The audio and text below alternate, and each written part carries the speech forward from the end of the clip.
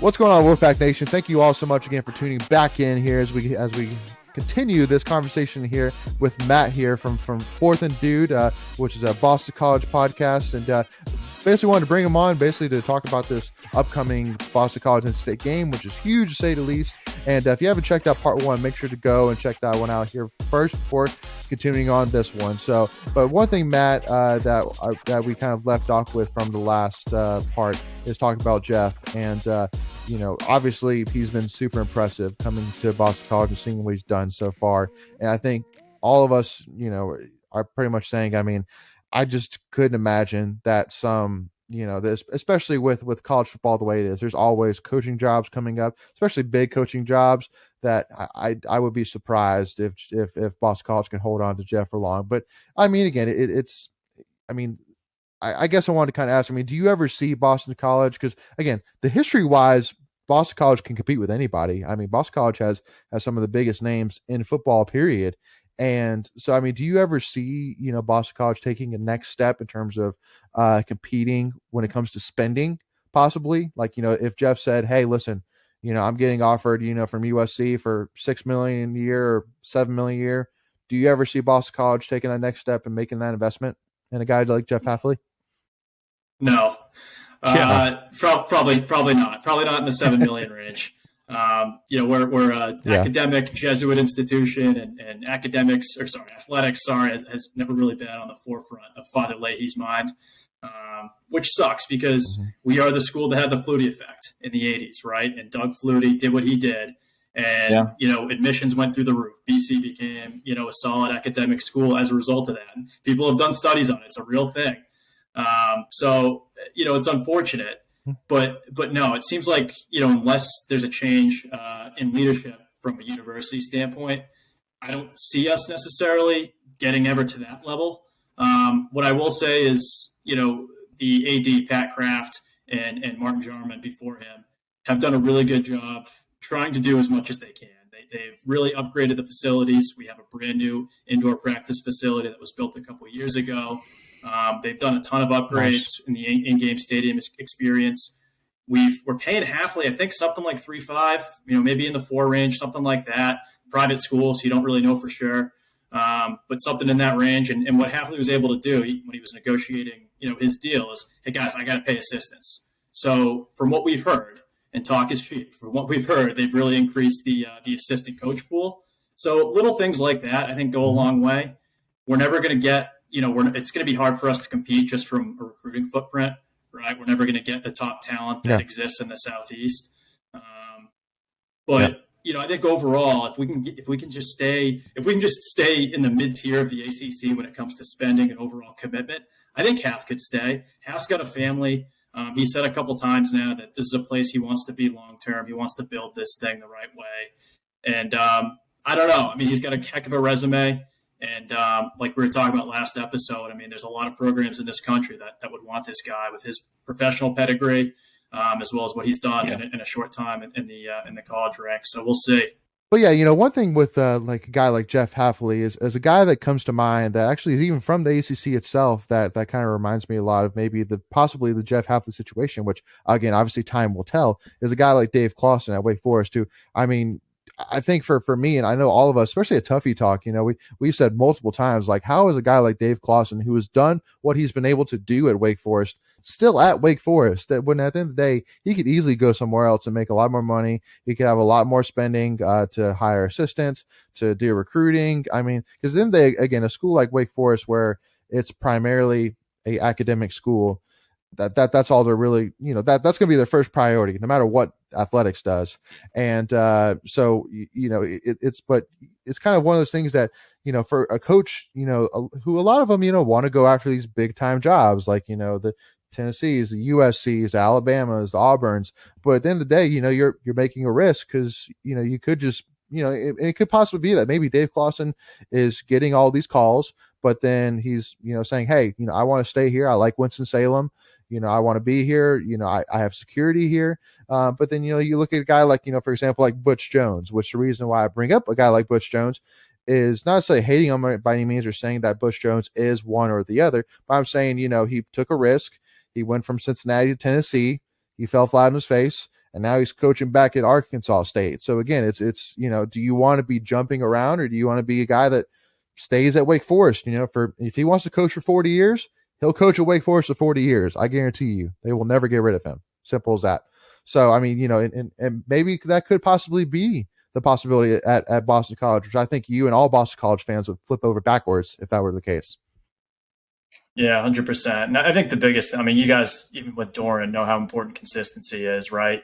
I mean, there's no guarantees in doing a coaching search. What are we seeing? Like Mike Norvell at FSU was a no-brainer pick, and now we're seeing what's happening there, although they did have a nice win this weekend. But, you can hire the right guy, and, it can still go poorly, right? So, yeah, we sort of hit the lottery with Hafley, we think, right? Yeah. And a lot of this is premature. A lot of this is based on where we think he's going to be, right? We haven't necessarily accomplished all that much yet when you think about it. Right. So far, it's been pretty good, but we're banking on the future Hafley as opposed to what he's done so far. I mean, everything's heading in the right direction. He's setting this program up to succeed.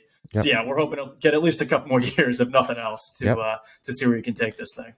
So, but now we got to jump in though, because I know one of the big reasons why I wanted to bring you on was to kind of talk about this game coming up. And so, what are your initial thoughts? Looking at this game this weekend against the NC State Wolfpack. Yeah, it's a big one. It's one of the biggest games, probably the biggest BC NC State game that I can remember in quite some time. Really, historically, right? This game hasn't. This has conference implications, conference championship implications. Absolutely, the winner of this probably becomes the front runner, right? Depending on Clemson. Right? Again, Wake Forest. Again, Wake Forest. Wake Forest will take care of them in November. Right. I'm not worried about that. But no, point taken.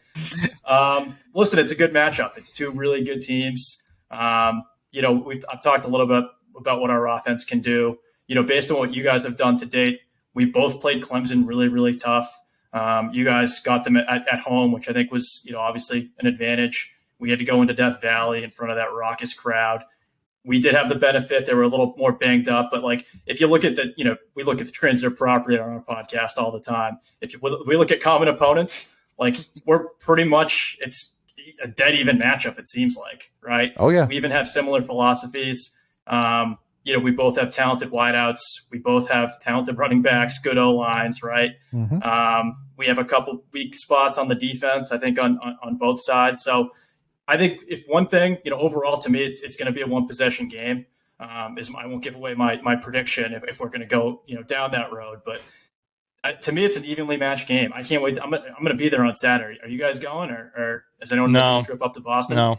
Not for this one, but yeah, no, not for this one. But but I've been to Boston College before, and I definitely look forward to going back here in the near future. But we've heard it's one of the more underrated as far as environments to go to. It's we had, in fact, I think we talked to the NC State equipment manager who actually had him on one time, and he said this. He said that. Yeah, absolutely. When it's a big game and especially prime time, that crowd's going to be rocking. We don't have the all-day tailgates, and it's not, the whole RV situation. And actually, we went down to Raleigh back in 2018 and had an awesome time. Games sucked. We had a great time in Raleigh, hung out with a bunch of the locals, hit all the downtown spots. It's not quite like that. It's a little bit, you have to temper your expectations. It's still the Northeast. There's a lot of rules, and you can only, start 3 or 4 hours before the kickoff. Mm-hmm. And it's a small stadium, but it's an intimate environment. And if the students stay, it's a close game. It's underrated. I like that. That's a much better word than we're used to. But most people describe it as not the true ACC environment you're looking for, but it's solid. Yeah, it's solid. Yeah. I'm just curious because I know I'd be curious to know what your thoughts are. Where from what you've seen this season, what is Boston College's biggest strengths, and what's their biggest weakness? If you were a team that was if you were NC State, hypothetically speaking, how would you attack Boston College? Because just for somebody who watches them all the time. Yeah. It's different on paper versus, what it's actually been this year. Sure. Coming into this season, we had, the most talented wideouts in the conference, or at least up there, right? Mm-hmm. And I already named a few, but headlined by Zay Flowers. We have this big 6'7" tight end named Trey Berry. So that's strength number one is the wideouts. Strength number two, we're O-line U, baby. We returned so much talent, And again, on paper, when you talk about experience, NFL prospects, we got guys that have been all ACC guys going back 3 or 4 years. So when it comes to strengths, that's really what it is, what it should be. In actuality, it's really been the run game that sort of came out of nowhere. Pat Garwo has been, one of the top, really the bright spot of this offense. He's taken over as the lead running back. He's been dominant. Is it Garwo? Is that how you pronounce it? Yeah, Garwo. Garwo. Okay. Get used to hearing that name because it's gonna be you're gonna be hearing a lot on Saturday. Yeah, I was gonna say, like, man, I was looking at the stats. We talked with this guy. I mean, so just for our listeners for this episode, he's averaging 6.4 yards per play and 469 yards in the season. So 6.5 yards per rush on 5 touchdowns, and that's 73 rushing attempts. Pretty solid. So I mean, he's getting it done. Yeah. Third in the ACC, 94 yards per game. He had 175 yards and 2 touchdowns against Missouri.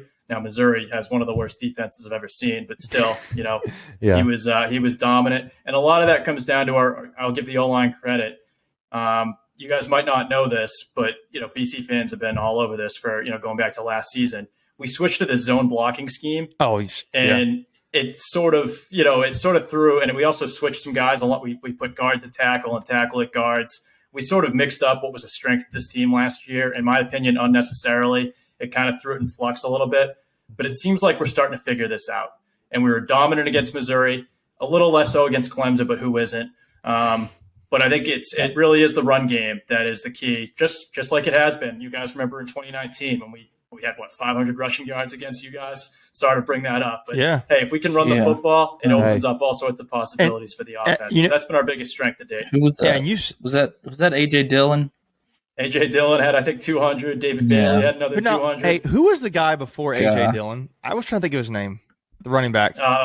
Andre Williams. That's who it was. Andre Williams. Yes. Remember he went off against us when that was at 2016 or something like that, 2015, and I was like, he had the biggest yards. He had the biggest thighs I remember ever seeing on a running back. You were like, I know he hasn't been. And actually, I got a weird memory with these stats. I think Montel Harris before him lit you guys up for 400 rushing yards. So I don't know what you guys are doing defensively, but it seems like our guys have breakout games. That was to me. That was the end of TOB. Early years of Dave Doeren trying to take the garbage dump that TOB left us in as far as a roster. So before we continue, I want to take a quick second to tell you about our sponsor, Flatlands Jessup Insurance Group, that has your whole world covered, with agents in 5 offices throughout eastern North Carolina to help you decide how much coverage you need, offering policies for home and auto, recreational vehicles, commercial, crop, health, life, and employee benefits. They are able to combine options to find a comprehensive solution that works for you. Flatlands Jessup protects the things you love so you can spend less time worrying and more time enjoying them. Find them on Facebook and Instagram at Flatlands Jessup. You can also visit their webpage at www.flatlandsjessup.com. So please make sure to go and check them out. I feel like now, so you mentioned zone blocking. I feel like State has since Dave Doeren has been around, he seems to have that particular type of run scheme. So I think you'll see some similarities in the run style. And you mentioned Zay Flowers. He's a North Carolina guy, so that's pretty neat. Yeah, we know. So we know his name all too well. That was a miss. But see, guys. I know, and I thought about that too. That's like, I think he was like a 2 or 3 star guy, and he ends up exploding. So it's like, State has often recruited a lot of 3-star guys. I actually hear a lot of from these big name schools that will go and recruit. Like they'll say, oh yeah, we get all the 5 stars, but we really need the 3 stars that really want it, which is kind of funny when you hear that. And I mean, Russell Wilson was a 2-star guy that makes sense. Nobody saw, and it's just kind of things happen. But it's when you look at it now, you're like, that was North Carolina. And heck, y'all were for basketball too. Y'all kind of had to get too far off subject. Y'all's 2 leading scorers, Robinson and I can't remember the other guy's name. Kai Bowman. Both from North Carolina. So y'all just love North Carolina athletes. You guys get an embarrassment of riches down there, it seems like. And as Eli Drinkowitz said, there's not much going on in the Northeast. But no, I'm curious though, because you mentioned that the run game's so strong, and I was looking at that too, because I mean, when you see Garwo's averages, and then even I see you got Alex Sinkfield and Travis Levy. Do those guys play often, or is it mainly just Garwo? It's funny. At the beginning of the season, this was a wide open competition, and Garwo was 3rd, maybe 4th, as far as on the depth chart. it was Travis Levy has been here for 5-6 years. It was kind of his job once David Bailey hit the transfer portal. We got Alex Singfield, who transferred over from West Virginia. And then there was a true freshman, Xavier Coleman, who was a stud in the spring game and was off the charts in practice and all that. And Garwo frankly wasn't that good last year. So he was kind of an afterthought, but he's improved a ton. He's hitting the holes hard. He seems to be making the right read every single time. And once he gets to that second level, he has deceptive speed. He's a bit of a bowling ball, but he can get cranking in the open field. So as far as one guy you need to stop on Saturday, I'd say Flowers, but a close second's Pat Garwo. I was going to say, because when you look at the numbers, though, one thing for me when we're looking at these, you guys clearly have like running the ball is what it looks like because you're playing to your strength. But when I look at, and tell me if I'm wrong on this, but as a State fan, when I look at the stats, I see Boston College. I see for what's the guy's name? Grosel. He has his average is like is not like I would say not as good as obviously as Jurkovec. So to me, if I'm would you say that if you're State, would you want to dare Boston College to throw the ball against you? Is that like just commit to like stopping the run and see if Grosel can just throw against you? Is that how you would do it, or would you do something different? Yeah, I probably would. I mean, you have to be careful looking at stats this early on in the season. It's been a really strange year for us because we've had just an impossibly weak schedule the first 3 games. Even Missouri was pretty bad. So, and then we've had Clemson. So it's like we haven't really had a true peer test at this point. So it's sort of been a game by game thing. Right. Sometimes Denny will throw the ball 10 times. Other times he'll throw it. He threw it 40 times against Clemson because they said, all right, we're not going to let the running back beat us. We're going to make Denny Grosel beat us. That seemed to be a pretty good strategy. He had a decent game. But I will say, in a perfect world, BC is able to establish the run. Yep. And then that sets up play action and one-on-one downfield. So, yeah, if you guys can stop the run, we become one-dimensional. That's probably the recipe for success. Yeah, and I would say for us, too, you're going to notice from NC State that we have not – we have a 3-3-5 defense we've started that in the last year or two since we've hired Tony Gibson from West Virginia. And when he was at West Virginia for a few years, they had like a top 15 defense, and he kind of dropped off there for a little bit, and now he's here, and it's kind of starting to pick up again because State's defense has been really good. But one thing I think would be interesting for Boston College fans to notice is our linebackers are our best aspect of our defense, and our DBs are solid. I would say underrated, but I mean they're up there in stats. But we have noticed we don't get a ton of pressure from the 3-man front on defense. Up until recently, like we played Louisiana Tech and we got great press against them, but then Clemson was the 2 games before, or 2 games ago, and I was shocked at how much we got pressure. But you probably would have noticed that we have like we seem to maybe starting to figure out the pressure, but you may notice we're not getting a ton on the quarterback. That's feel like for State. To me, that's what we should be doing. We should be really trying to get pressure there when that'll be a key, I think, to the game. Yeah, and I'll say this too. I mean, Denny, I love the kid, but he can be turnover prone when you amp up the pressure. So if he's got a guy coming into his face, he doesn't always make the right read. He doesn't throw the ball away when he should sometimes. He's fearless back there, and that's a credit to him, but he'll force things when things get accelerated. So, that was something that Clemson did a good job of, is sort of flustering him a little bit. He made a couple bad throws. And Missouri kind of had the same problem where they couldn't get to him. Mm-hmm. And so Denny, and they couldn't do anything. So we were able to run all over them. And Denny threw a couple deep balls when he needed to, but outside of that. But no, I mean, but to your point, our O-line was able to completely neutralize Missouri's front 4 and just swallowed them up. Mm-hmm. And if that happens to NC State, you guys could be in trouble. Yeah, I'd be curious about that. Now I'm also curious about this side of things too. When you mentioned the Clemson game, that was a heartbreaking loss for Boston College. And I know you felt it because we've been there. We in 2016 missed that field goal, and you probably remember that. A lot of people do. They not even fans. Do you think that it's a bye week, but do you think there's still that taste of like because I mean as State fans we'll lose a big game, and it's like it'll hang over us. Do you get the sense, like when you've watched Hafley's teams for Boston College in the past, that they move on pretty quickly? Have there been as big of a game where they've come so close and lost? Is this a totally unique situation? How do you think they're going to handle that pressure or that hangover if there is any? Yeah. That's a good. So now that you say that, I'm kind of worried. What was it? So yeah. No, I'm not saying that. Like, I'm not saying that. No, you're like, oh, you guys are gonna we're gonna roll over you because of that. I'm saying like, no, we've been there and we know what that's like. It's a real thing. So and the Clemson hangover is a real thing. It is. You guys didn't play your best against Louisiana Tech, despite winning the game, right? Correct. You guys kind of slept through that a little bit. So it's a good point. And we've had UNC last year. They barely won. We should have won that game, but we missed a 2-point conversion at the end. We laid an egg the next week to Texas State, a terrible team that won like 2 games all year. Wow. The Clemson game last year, we played Syracuse the next week. Barely pulled one out against Syracuse. You guys all know how bad Syracuse is. So yeah, I'm actually now concerned that you say that. However, that was we do have the bye week now, so that wasn't. And that's what I was going to get at too. Bye week is like maybe it could be the best thing. And then part of me is like, but that means it's another week of thinking about the loss too. So I'm like, it could go either way. And I'm just curious if there's been any like evidence of, man, you see Hafley when these guys getting a loss, they flip the switch. It sounds like he's been able to do that. I think it's like Saban. Like when they lose, Saban loves it because it gives them so much to work on in practice. I think Hafley's the same exact way, where it's like, all right, great. We have so many things we can fix.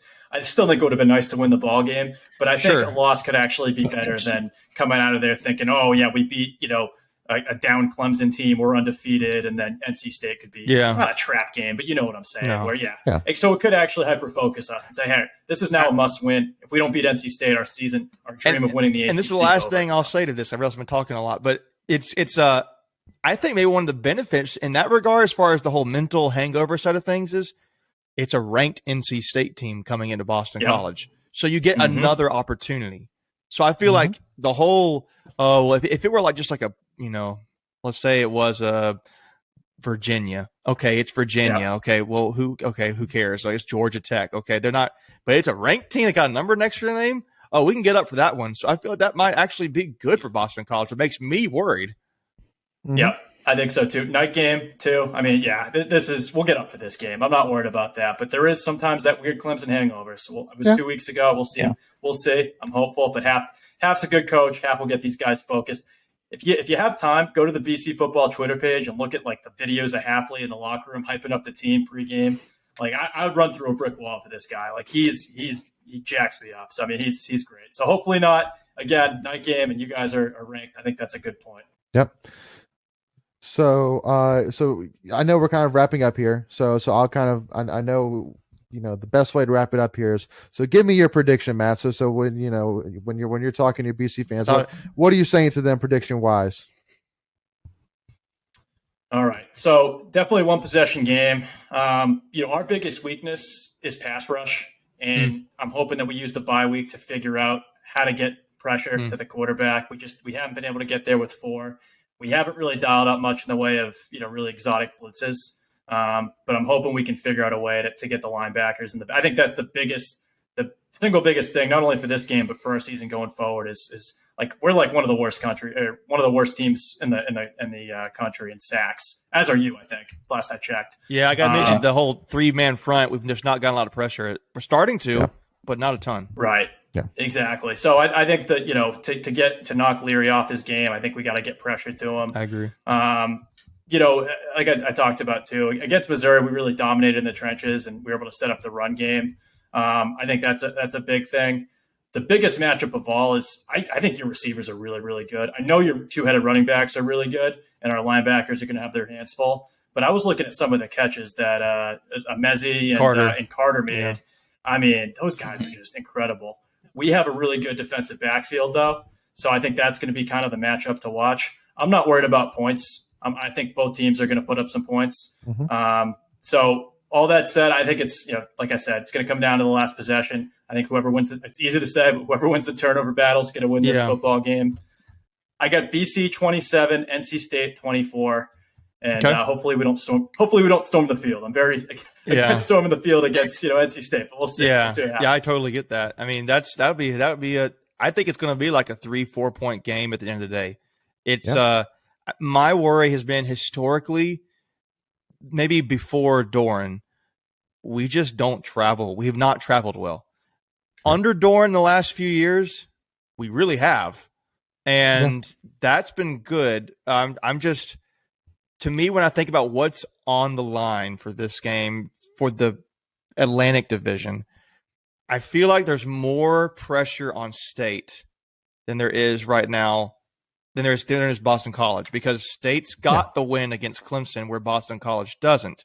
So Boston College really needs to beat State to really be able to say, well, now we've got the tiebreaker over State, and if we can just get a better record than them, we have the advantage. So that's what makes me nervous a little bit, is you guys are going to – I think of you're coming out of the Clemson game. That's a hangover potentially. But you got another ranked team coming in.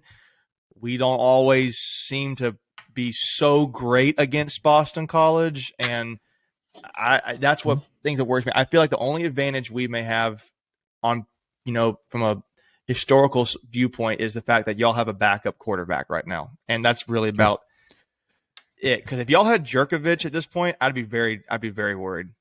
For sure. And the one thing too, which I'll add to it, Matt, for sure, is, obviously for NC State, all State fans have felt that burden that we have the longest championship drought that between baseball, basketball, and football. If I'm not mistaken, we haven't won a championship since 1992, if I'm not mistaken. Yeah, and 30 years. So that is, the pressure's on for State. The pressure's on for State. I just hope and pray that, honestly, it really does come down to that we want it more because we need it. It's not like we need it. Like Boston College, at the end of the day, again, I'm not saying by any means that it's just it's a matter of you've been there before. You've been there sooner than we have. You've been there before we have. So, but again, at the end of the day, hey, at the end of the day, all I'm going to say is I'm not sitting here saying if you get it, like, shame on you for getting it. Hey, if you get the win, good for you. I mean, at the end of the day, I hope you guys go on and win it. But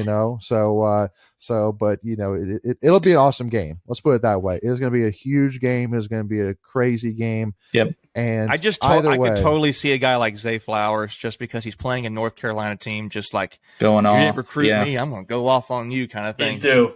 200 yards. He hasn't had his breakout game yet. Yeah. And But see, I say the same thing though about so Zay Flowers kind of. Is he more of a deep? He's a deep threat guy. I know that. But does he play the slot?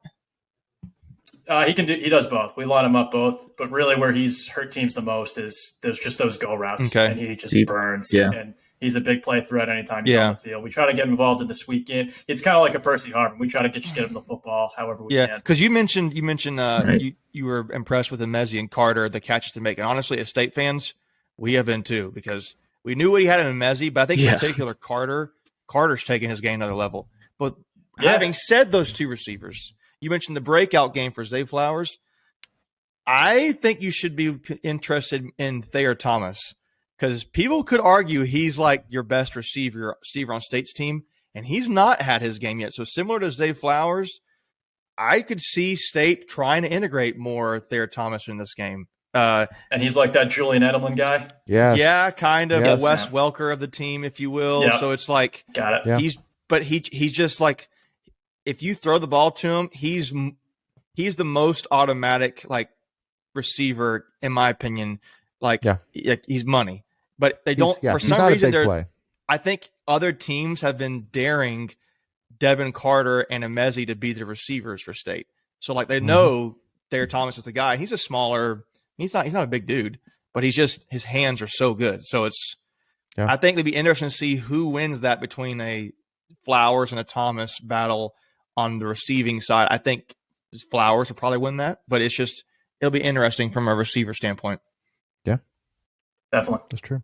Well, thank you all so much again for tuning in. Please make sure, again, if you haven't already, please make sure to hit that free subscribe button. It really helps support us on the channel. Please also make sure to, if you want to, go give Matt and Fourth and Dude, and check them out and give them a follow on their Twitter, the number fourth, and Dude on Twitter, and check them out. Also, check them out on all major podcast platforms. And so, thank you so much again, Matt, for joining us. Really do appreciate your time. Yeah, it was awesome meeting you guys. We'll talk soon. Yeah. Heck of a game on Saturday. Yeah, looking forward to it. Thank you all again. As always, go Pack, y'all.